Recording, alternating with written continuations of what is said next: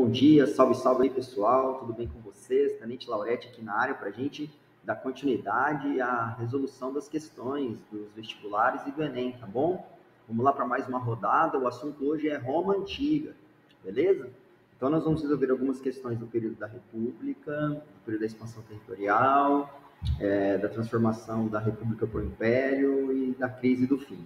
Tá? Eu selecionei algumas questões do Enem e de outros vestibulares que seguem o padrão Enem.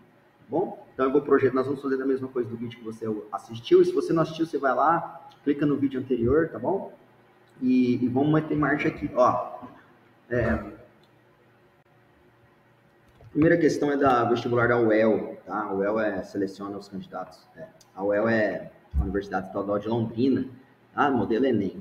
Você pode ver nessa questão aí que tem três itens, né? 3 assertivas, e aí você tem que assinalar a alternativa correta que concerne aí, que tem a ver com essas 3 assertivas. Bom, de cara você vê que a assertiva número 1 fala sobre os comícios, como assembleias populares. Na 2 você fala você vê que os magistrados eram eleitos pelos comícios. E na 3 fala sobre o Senado, que era encarregado de várias questões aí. Bom, de cara essa questão trata da República Romana, tá? Porque no comando da questão, em relação à Roma Antiga, você não sabe do que se trata em relação à Roma Antiga, tá? Roma pode ser monarquia, república ou império, tá? A monarquia romana surgiu em 700, a cidade de Roma foi fundada em 753 a.C. A monarquia acaba, né? Nesse período Roma era governada por reis, né? Foram 7 reis durante a monarquia romana, 2 latinos, 2 de origem latina, 2 de origem sabina e 3 etruscos. O último rei de Roma, inclusive, foi um etrusco, o Tarquínio. O Tarquínio foi derrubado por meio de um conluio, né, do Senado e com a plebe. Tá? Os patrícios que ocupavam o Senado, que na época chamava Conselho dos Anciãos, eles se reuniram e derrubaram o último rei de Roma, Tarquínio. E foi implantado o modelo da República.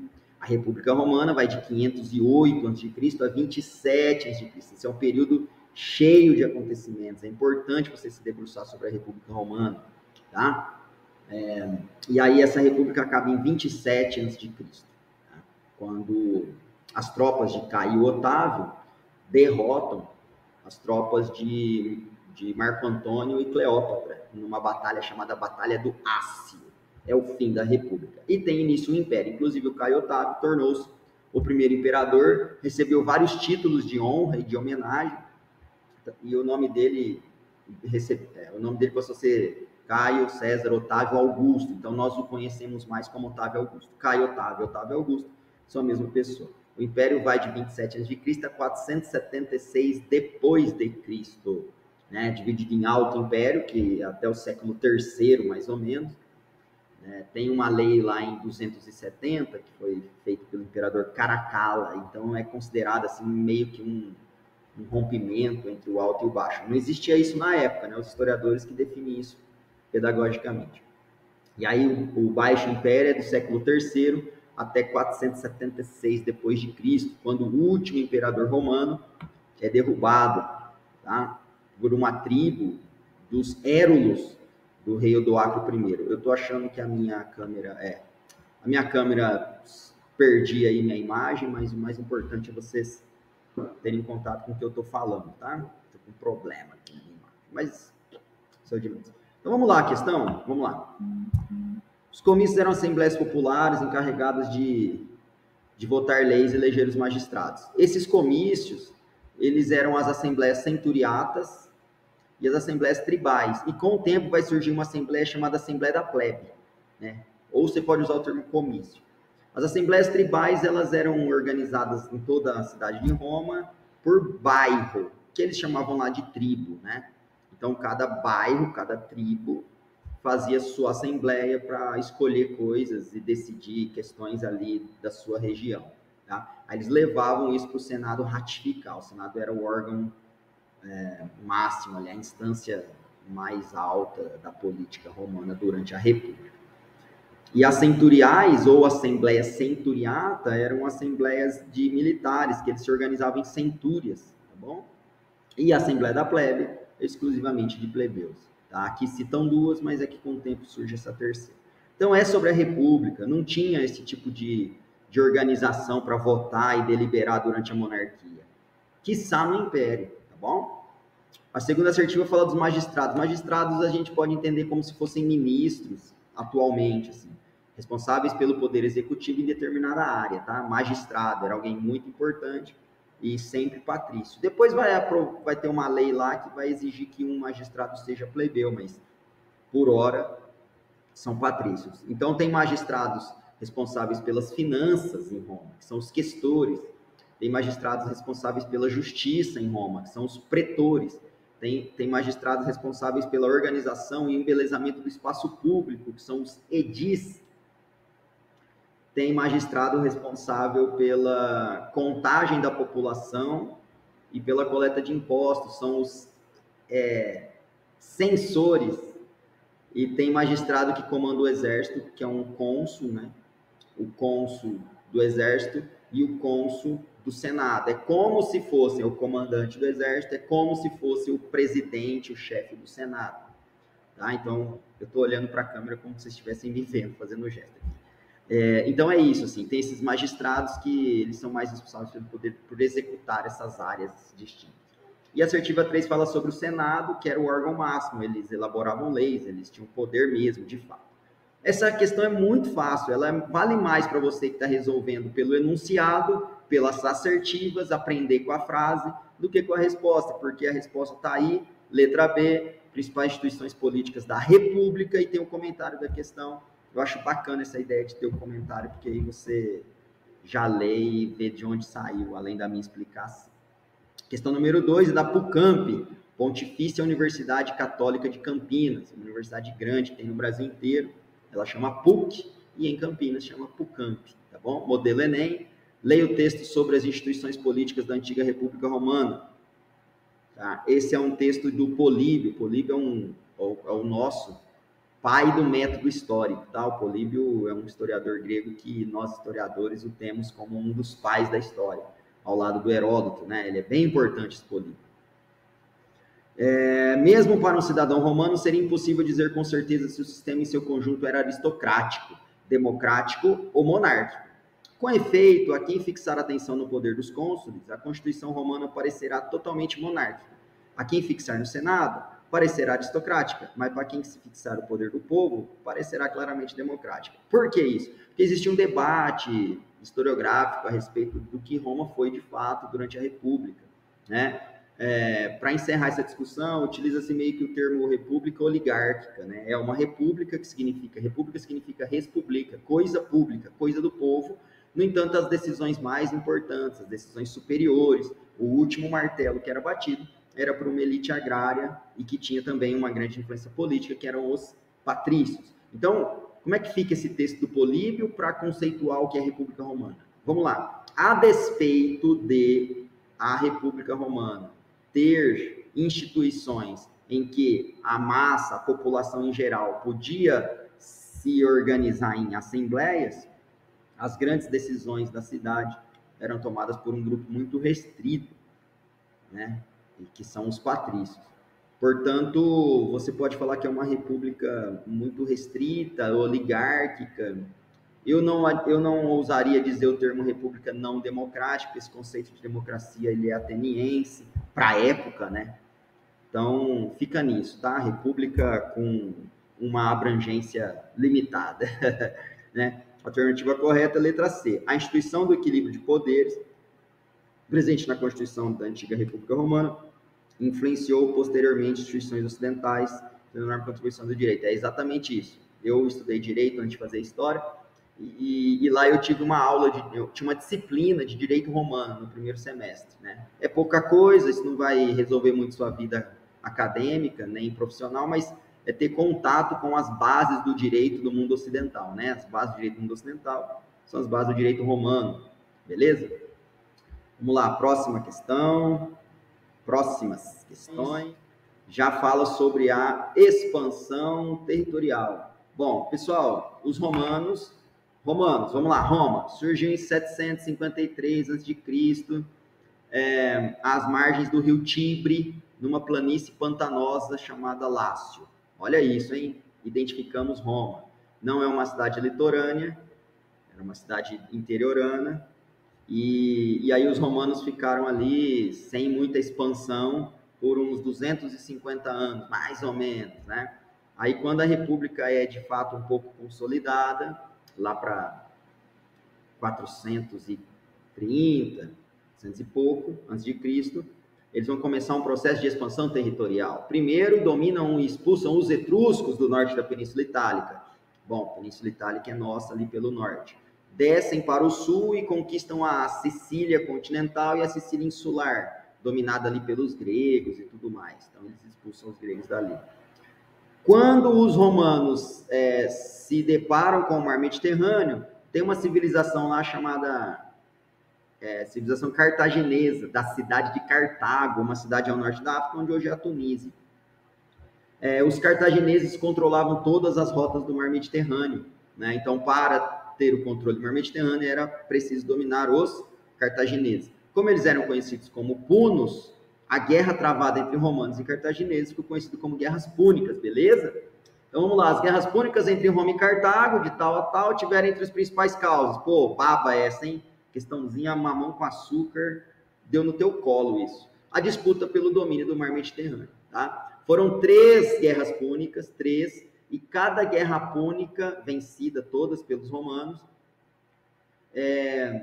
os romanos exigiam algo em troca de território, né? Então, primeiro conquistou a Sicília insular, né? E algumas ilhas do Mediterrâneo. Na Segunda Guerra Púnica, eles dominaram o sul ali de onde hoje seria a Espanha, mais várias partes do norte da África. E a Terceira Guerra Púnica foi a derrota total da cidade de Cartago. Cartago foi toda queimada. Foi determinado que jogasse sal sobre toda a cidade para não nascer ali nem erva daninha. Muito maluco isso, tá bom? O lema deles era Cartago delenda est, Mare Nostrum, significa Cartago de fato caiu, Cartago caiu, o Mare Nostrum. Então, Mare Nostrum é um termo utilizado para se referir à conquista total dos romanos. Eles conquistaram todas as margens do mar Mediterrâneo. Curiosidade, durante a Segunda Guerra Púnica, os romanos aproveitaram ali o rolê e conquistaram a Grécia Macedônica, tá? Grécia Macedônica. Não é mais aquela Grécia clássica, não é Atenas democrática nem nada. O Alexandre o Grande não existia mais nessa história que eu estou contando. É uma Grécia macedônica. Eles conquistam lá, por isso que vai haver a difusão da cultura greco-romana. Beleza? Beleza. Segunda questão do Mackenzie, uma universidade, acho que presbiteriana, tá? Muito grande no país. Tem cursos muito bons, ela é privada. Modelo Enem. Tem um textinho aí. Os romanos davam aos fenícios o nome de Pune, Cartago, antiga colônia. Você vai ler esse texto e vai aprender um pouquinho com ele, porque ele está te contando uma historinha. Vamos às alternativas. As guerras púnicas, conflitos entre Roma e Cartago, foram motivadas, igualzinha a primeira, fraca essa, hein? Pelo domínio da Sicília e pelo controle do mar Mediterrâneo. A despeito de a Sicília terem muitos gregos morando, desde a segunda diáspora grega, lá que aconteceu em 800 a.C., mais ou menos em 800 a.C., quem controlava as rotas comerciais ali eram os cartagineses. Então era preciso controlar a ilha e todo o mar Mediterrâneo. Letra C, muito fácil, tranquilo, vamos para frente. Bom, terceiro conjunto de questões aí, são 2 questões, tá? Uma tem uma imagem. Essa pintura é muito famosa, é do Júlio César sendo assassinado, né, pelos seus pares do Senado. Modelo Enem, vamos lá. Ao receber a mensagem dos senadores de que o Senado fora destruído, César resolveu lutar e dirigir-se a Roma, causando a fuga de Pompeu. César assume imediatamente o poder romano, mas só iria derrotar Pompeu e conectar os Cristo. O que esse texto está falando? O texto está falando da crise da República. Nós estamos no momento aqui, olha só, 49 a.C. é a data referência aí que o texto está trazendo. A República Romana está em crise. Esse período especificamente é um período chamado Primeiro Triunvirato. O Primeiro Triunvirato é um governo de 3, tá? Que foram escolhidos ali para governar Roma. Cada um governava uma área de Roma, porque Roma era muito grande e o Senado não estava dando conta de administrar mesmo politicamente essas regiões. Então nomeou o Pompeu, que era um general lá super famoso, o Crasso, que era um homem de guerra, e o Júlio César, que tinha sido um herói porque conseguiu muita influência ali na região da Gália, e era uma região que os romanos queriam muito, então pegou alguém que tinha ido para lá, pacificado a região, falou, opa, o Júlio César é um cara bom para a gente trazer para cá. Então, triunvirato, primeiro. O Crasso morreu numa batalha na Bitínia, ali onde hoje é meio que a Turquia ali, e ficaram Pompeu e Júlio César, e eles disputavam o poder de Roma, tá? Quem governava a cidade mesmo era Pompeu, Júlio César cuidava da Gália. Mas aí ele foi até Roma e expulsou Pompeu de lá. Pronto, acabou o triunvirato, e agora nós temos um governo só do Júlio César. O governo de um só, que é o Júlio César. Tem gente que chama esse governo de ditadura de César. Lembrando que, foi bom eu ter lembrado disso, ter mencionado isso. Lembrando que esse conceito de ditadura em Roma ele é diferente do conceito de ditadura do século XX, ok? Ditador é um vencedor, é um campeão, é alguém muito popular que vai receber essa prerrogativa do Senado para governar acima das leis. É alguém muito confiável, beleza? Júlio César virou um tipo de ditador lá em Roma. Muitos dizem aí que o Júlio César foi o primeiro imperador de Roma, foi um imperador de Roma, nada disso. O Império Romano é de 27 a.C., estou falando aqui de 49. Aí a imagem já trata do assassinato do Júlio César. O que aconteceu? O Júlio César casou-se com a Cleópatra e teve um filho com ela, e dava a entender que ele ia... Dava a entender, né? Que ele ia criar um tipo de império romano-egípcio, e isso para os romanos era uma afronta, sobretudo porque seu herdeiro, né, o filho de um romano com uma egípcia, nunca poderia governar Roma, um sangue misturado. Aí houve uma conspiração contra ele, ele foi assassinado. Com base no texto da imagem, é possível afirmar que eles fazem parte de qual período? Crise da República. Essa é babinha, mamão com açúcar. Só que o aluno que acha que ele foi imperador vai meter aí um crise do império, um alto império, sei lá. Mas não é, tá? Crise da República. Questão número 2 da UNB, Universidade de Brasília, modelo Enem. Tem um textinho aí, Maurice cruzou. Com a introdução do trabalho escravo em larga escala, o número de plebeus desocupados aumentou. A esta legião de desocupados somou-se o grande número de pequenos agricultores ruinados de diversidade, especialmente em Roma. O texto também fala da crise da República, tá? Tem aí 1, 2, 3, 4 assertivas, e você tem que julgar se elas são certa ou errada, verdadeira ou falsa. Só a segunda está errada.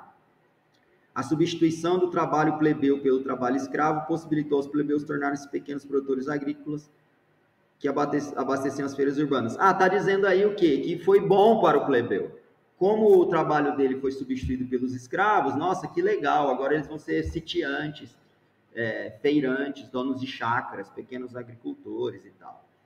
Isso não vai acontecer, né? É só você ver as outras frases, né? Que os plebeus, eles se empobreceram, eles vão lutar por terra, não vão conquistar, tá bom? Então, 3 frases corretas, 1 incorreta, você pode ler aí a justificativa, beleza? Bora para frente, o tempo está passando. Bom, esse outro conjunto de questões, são 2 questões, já trata do Império Romano. Tá vendo aí, ó? Entre as reformas introduzidas em Roma por Augusto, Augusto é o Otávio Augusto. Quase todos, eu não vou falar todos porque eu não sei se são todos, mas quase todos os imperadores romanos receberam esse título de Augusto, que significa alguém a ser venerado, alguém divino, alguém enviado pelos deuses. Augusto significa divino, venerado, tá bom? O primeiro imperador, que foi o Otávio Augusto, que é o Caio César Otávio Augusto, ele era um membro do segundo triunvirato, houve uma guerra ali entre ele e o Marco Antônio, e ele torna-se o triunviri único, né? O único governante de Roma, e, ao mesmo tempo, imperador. Ele recebeu vários títulos de honra, e uma das coisas que ele precisava era pacificar as províncias. Então, o que ele vai fazer? Ele vai dividir, ele vai colocar governantes de sua confiança nas províncias romanas, e nas províncias que eram fronteiriças, que faziam fronteiras com outros povos, ele colocava generais, membros do exército, porque eram províncias militarizadas, porque, obviamente, estavam próximos dos inimigos, tá? Então, tá aí, ó. O que ele fez? Estabeleceu o divórcio? Não. Houve uma drástica redução do exercício militar? Não. Ele restaurou o antigo sistema de cobrar impostos provinciais, a criação do sistema... As províncias seriam controladas pelo imperador ou pelo senado, os governadores deveriam prestar contas quando assumisse e deixasse a província. Letra E, redução da autonomia. Por que redução da autonomia? Porque ele aumentou a centralização. Ele colocava pessoas de sua confiança para governar as províncias, de modo que ele controlasse tudo. Beleza? O Principado, transições e República e Império na história de Roma caracterizou-se, entre outros aspectos, pelo fato de Otávio. Ah lá, já está chamando de Otávio, mas é o Otávio Augusto. É o seguinte, esse primeiro governo do Otávio Augusto, de 27 a.C. a 14 depois de Cristo, ele também é chamado de Principado, mas é porque o Otávio Augusto recebeu o título de Príncipe Senatus. E como ele recebeu o título de Príncipe Senatus, de primeiro cidadão, ficou aí de Principado, tá? A alternativa correta é a letra A, mesma coisa. Concentrar em suas mãos a autoridade do Senado, dos magistrados e das leis. Por que o Otávio Augusto virou um imperador?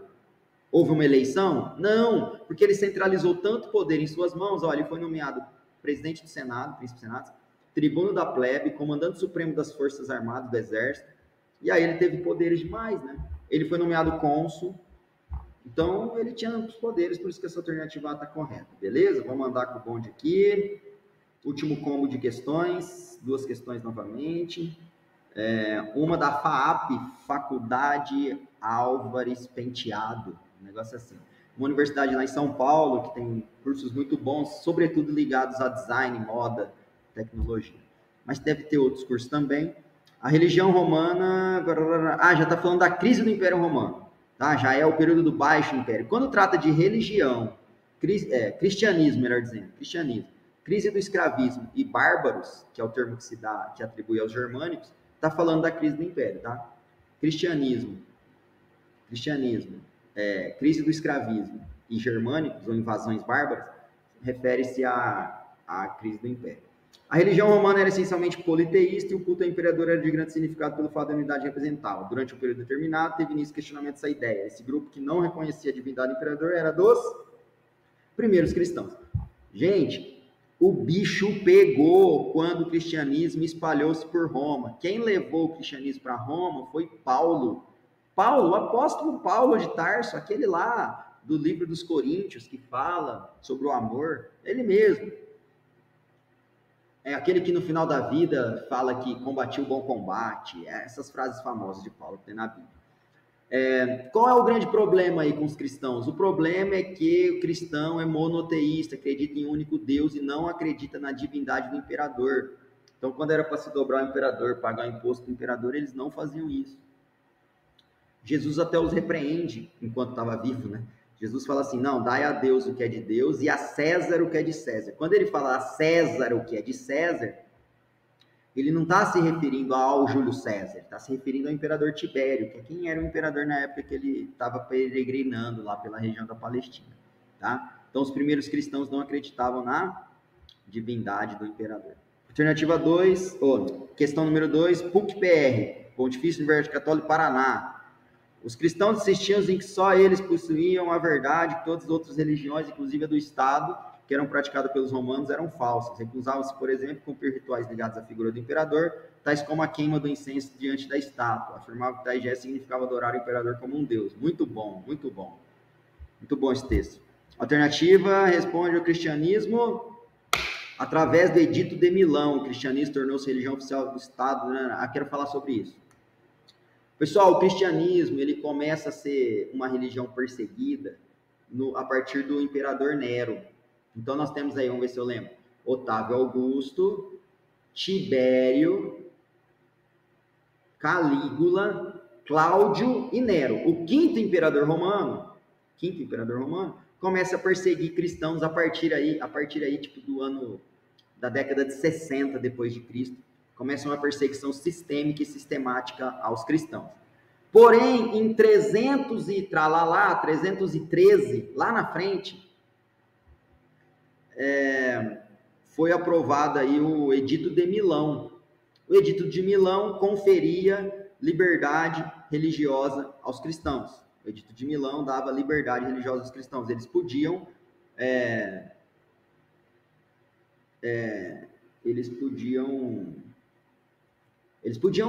fazer seus cultos e tudo mais, tá? Então, o Edito de Milão dá liberdade para o cristão fazer isso. Esta questão está falando a alternativa que não corresponde ao cristianismo. Então, está falando que o Edito de Milão tornou-se a religião oficial do Estado romano. E não é. Eu estou explicando para vocês que o Edito de Milão deu liberdade religiosa para o cristão. Beleza? o edito e nem foi no governo do Juliano e nem foi no século III. Essa alternativa está toda errada, tá? Beleza? Foi no governo do imperador Diocleciano, tá? Acho que é Diocleciano o nome do cara. Ou é Constantino, é Diocleciano. E aí, o edito que vai tornar o cristianismo religião oficial vai ser o edito de Tessalônica, é outro, é do imperador Teodósio, lá na frente. Mas, professor, eu vou ter que decorar esses nomes. Ah, aluno, é isso, é isso. O vestibular vai te colocar que foi o edito de Milão, você vai falar, não, foi o de Tessalônica, porque eu sei. É isso, nesse caso vai ter que dar uma guardada nos nomes aí, beleza? Então, edito de Milão, liberdade religiosa aos cristãos. Edito de Tessalônica, torna a religião, torna o cristianismo uma religião oficial, uma religião obrigatória, vira uma religião de Estado, tá? Beleza? Então, é isso. Ah, eu estou falando um monte de coisa aqui, mas está escrito na resolução. Eu nem li a resolução, gente. O Edito de Milão legalizou o cristianismo, encerrando assim as perseguições. A oficialização se deu no governo de Teodósio, olha lá. Edito de Tessalônica, 300 depois de Cristo. Galera, é isso aí. Eu espero que nesse nosso modo aqui, bem rudimentar, que eu coloco questões e só falo com vocês, seja suficiente para que vocês consigam mesmo, assim, fazer uma revisão sobre o assunto, tá? Quaisquer dúvidas, eu estou na companhia, vocês podem me procurar, a gente troca uma ideia.